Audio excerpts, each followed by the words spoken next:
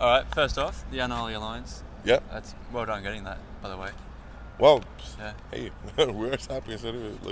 How did that come about? Was it something you've been wanting to get for a while? You've been trying to get it? I think our management was approached by the Slayer management, and they asked us if we wanted to join the tour. So it's like Slayer kind of just wanted you on the tour? Yeah. Oh, that's awesome. Yeah, I mean, it's a pleasure, to have been asked to be on the tours. It's definitely it's really cool, and we. It's a great opportunity and a great challenge for us, obviously. So. Oh, that's cool. Yeah. Is this the first leg of the tour, isn't it? First show today, yeah. Do you know what to expect at all? These are some of the biggest bands you've toured I have with. no clue what to expect. For us, we're just going to try to go up there and do the best show we can ever do. And, obviously you have to realize that we, in effect, we're the opening band here. So then you got like half an hour, 25 minutes? I think we have 35 minutes. Oh, that's reasonable. Which is decent, I think. But yeah, it's doing opening slots is the way it is, and we're just happy to be here anyways. I think it's a good tour for us. So. Oh, that's awesome. And do you know what kind of response you get from the UK crowd? The last couple of shows have been great. I've been looking at the media coverage, some magazines. It's been amazing. It's picked up a lot in the UK, like Metal Oh Hammer yeah, definitely, and I think a lot of it has to do with the fact that we're actually touring here now. For a lot of years, we hardly ever came here, even though we wanted to. But it was hard to get shows and hard to get tours that took us here.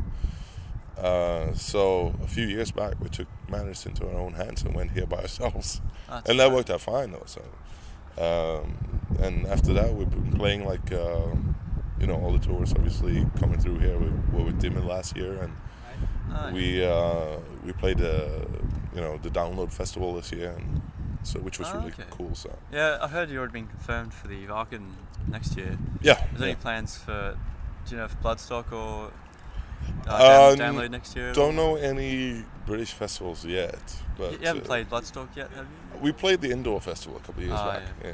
But not the outdoor though. Not the outdoors, no. Yeah. It would be cool though. It would be good to see you guys there. It would be killer. So I'm hoping to go there. And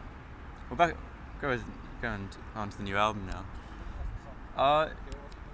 From the first listen, it sounds, well, compared to your old albums, you got a lot of old, longer, kind of 8-minute songs, but more progressive. Yeah. With the last two albums, they're a bit more shorter, maybe 4 minutes.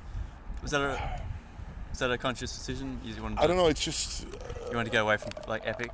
Well, it's not that we want to get away from the epic, but I think we sort of wanted to be more to the point, just more and not concise. waste stuff. Like as you said, it would be like building songs with shitloads of riff in it, and none of the riffs would ever be repeated. You do it once, and then and we just wanted to just less progressive.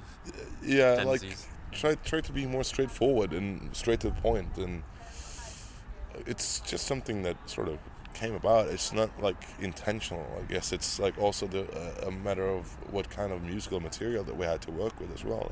Yeah. But it's there are some epic stuff on there, even though they're not so progressive. But try to make it a bit more simple, straightforward. I think in a way, it's both good and bad.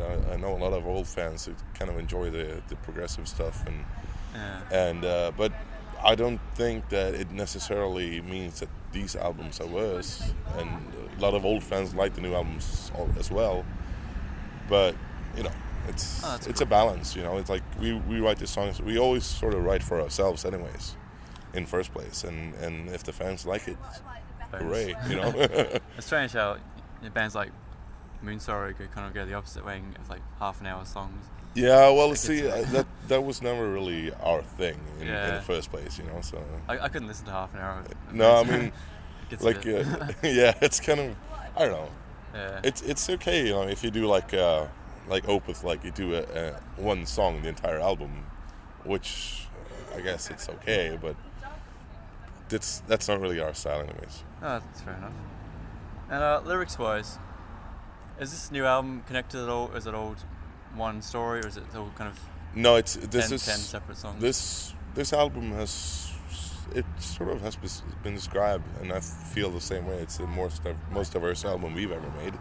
So they're all separate. So stories also lyrically, yeah.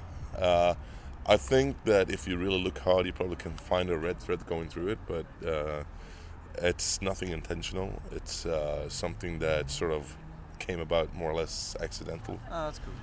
Now, after 7 albums, do you find it hard to think of new stories that you haven't covered before? It is kind of hard to find new angles and find new... but, you can find inspiration almost anywhere. And I try to... I can take inspiration from daily life or like a movie or something and just make a sort of my own interpretation of it in Viking terms. But it's it is kind of hard but do you find yourself looking on Wikipedia like some old Viking tale, like yeah. a song out of that? But I do have like some ideas that I'm still working on actually that hasn't been really fulfilled. So you don't want to exhaust your best stories like early on? No, but I mean, I'm not going to exclude to reveal too much about that. But I have an idea that I'm working on. That's probably going to be like a full album of more of a lyrics. That's going to be more conceptual, but not in the sense of there's being like a story really that binds it together. It's probably going to be something more.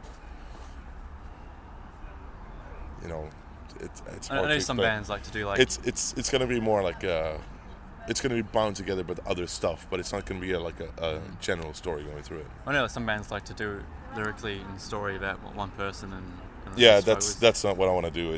But it's still going to be like a theme for it. Oh, that's cool. Look forward to that. Chart-wise, it's been quite amazing actually. Number 6 in Germany, 10 in Finland. Oh yeah. Is that something? I mean, I think here in Britain, I think we were like 126. Yeah, got them all here, like some 11. So yeah, I mean, it's just crazy. It's been amazing, really. So, I mean, for us, especially here in Great Britain, it was really. I wouldn't say surprising, but it was really pleasing to see that people are actually like into the band and are giving us great support. And so it's all over the world. It's been great. And United States wise. Yeah, as well. I mean, United States and Canada. I think United States we were 48 and Canada like 35. So yeah, I mean it's great to see that a band like ours can actually make those things because let's face it, it's not really mainstream music we're doing here, especially with the vocals that we have. Yeah. So it is. It's amazing, and it's great to feel the support from all the fans. Well, talking of vocals, like, do you ever want to, like, have? I understand you've had some guest appearances from some people. But yeah. Do you ever want to bring in some females or some clean vocalists to do anything? Was it all sort of grunting the way through? I guess you should never say never. We never really had an idea for it, but if we did have a good idea for female vocals, I mean, it has to be some. It's not going to be female vocals just to have them on there. It has to be an idea about it, Like LG Petro for this, we had an idea of 2 brothers doing something together, and that's why we wanted 2 singers, And yeah, I mean, personally, I thought it was a bit. I mean, I only found out after I heard the album. Like, they're not like instantly recognisable. Yeah. Like Rupa from Bodum. Was there any reason to get him?